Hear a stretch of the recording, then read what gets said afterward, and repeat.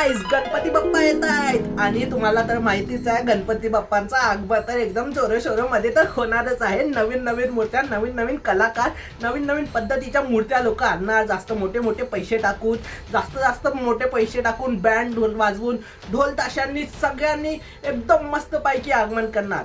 पण एक प्रॉब्लेम आहे.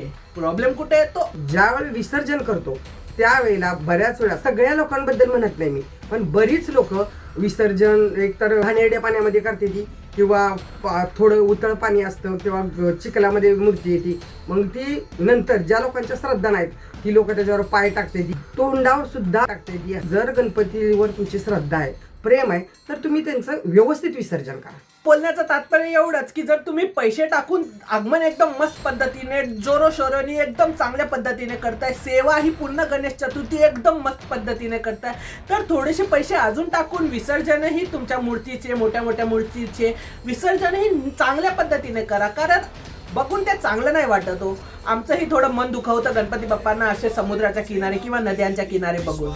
बस एवढंच माझं बोलण्याचं तात्पर्य. व्हिडिओ चांगला वाटला असेल तर लाईक करा, आणि जर काय वाईट वाटलं असेल तर त्यासाठी माफी. बट आपल्या मंडळींना व्हिडिओ पाठवू शकता तुम्ही. धन्यवाद.